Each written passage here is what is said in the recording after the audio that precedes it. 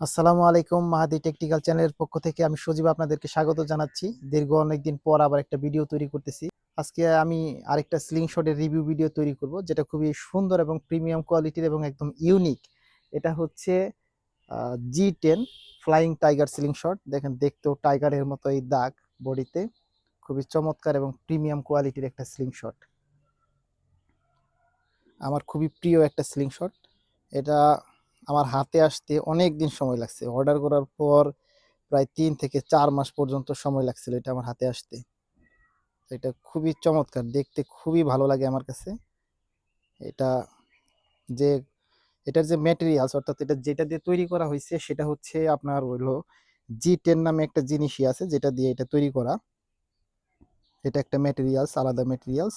এটার মধ্যে কিন্তু কোনো ক্লিপার নাই, দেখেন আমি দেখাচ্ছি। এখানে আপনার কোনো ছিদ্র নাই।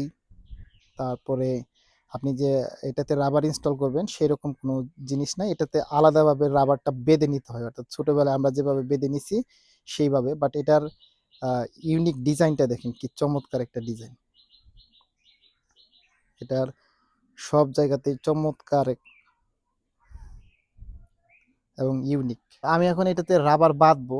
আমি এর আগে কখনো এটাতে রাবার বাঁধি নাই, আজকেই প্রথম। এই ধরনের সিলিং শট আমি আগে কখনো ব্যবহারও করি নাই। তো চলুন আপনাদের সাথে নিয়ে একদম প্রথম স্লিং শটের রাবার বাঁধবো এটাতে। তো আমি এটাতে এখন রাবার বাঁধবো। এটাতে রাবার বাঁধা তুলনামূলক একটু ইজি, বাট অন্যরকম পদ্ধতি আর কি।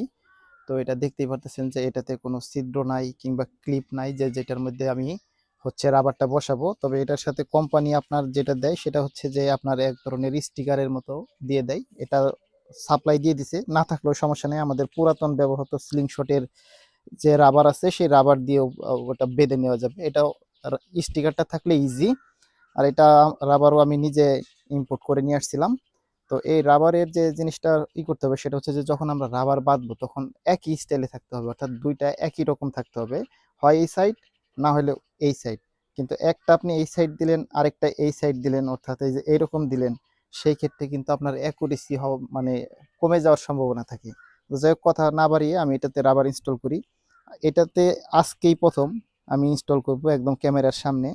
তো আমি যেটা বুঝছি আর কি, সেটা হচ্ছে যে নির্দিষ্ট পরিমাণে যে এই স্টিকারের অংশ কেটে নিতে হবে। কেটে নেওয়ার পর এটা জাস্ট অ্যাজ ইউজুয়াল যে আছে স্টিকারের মতো, আমরা যে ছোটোবেলায় স্টিকার করছি, খুলছি, সেই রকম খুলতে হবে।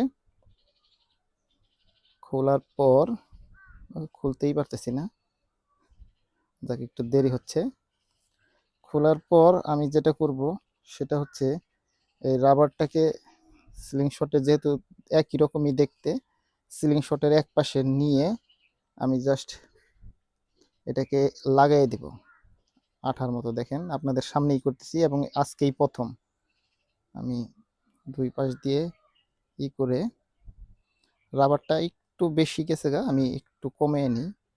হ্যাঁ, এবার এইভাবে দিয়ে একটা সুন্দর অবশ্যই পজিশন থাকতে হবে। দিয়ে আমি যদি রাবারটাকে এইভাবে ঘুরিয়ে আবার ওই রাবারের উপরে বসিয়ে দিতে হবে যাতে এটা আঠাতে লেগে থাকে। এই দেখেন, খুব ইজি লেগে গেল। তেমনি আমি সেকেন্ডটাও এইভাবে করব। ওইটা আমি একটু টেনে দিব।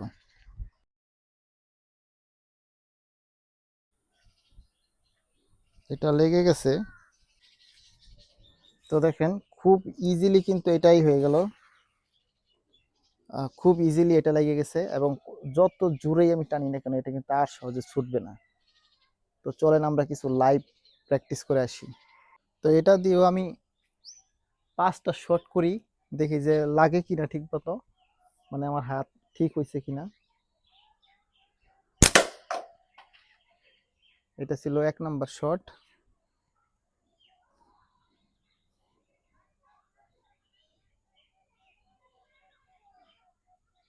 এখন আমি 2 নাম্বার শট দিব। 2 নাম্বার।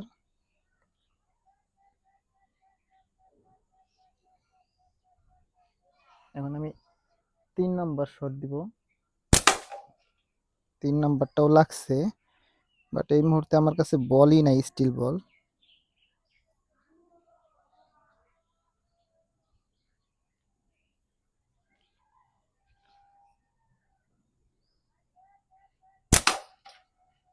তো যাই হোক, ধন্যবাদ ভিডিওটা দেখার জন্য। আরেকটা ভিডিওতে আরেকটা জিনিস পরিষ্কার করে নেই, সেটা হচ্ছে যে আমরা এই মুহূর্তে আর কোনো স্লিংশট আনতেছিও না, প্লাস বিক্রিও করি না আমরা। তো জাস্ট আমাদের যে ভিডিওগুলো সেটা হচ্ছে আপনাদের সাথে আমার যে স্লিংশট বা আমাদের যে স্লিংশট কালেকশনগুলো আছে সেটা শেয়ার করা। স্লিংশট সম্পর্কিত কোনো পরামর্শ লাগে বা এরকম ধরনের কোনো টিপস প্রয়োজন হয়, সেক্ষেত্রে আমাদের সাথে হোয়াটসঅ্যাপে যোগাযোগ করতে পারেন। শুধুমাত্র পরামর্শের ক্ষেত্রে, আমরা কিন্তু কোনো প্রোডাক্ট সেল করি না।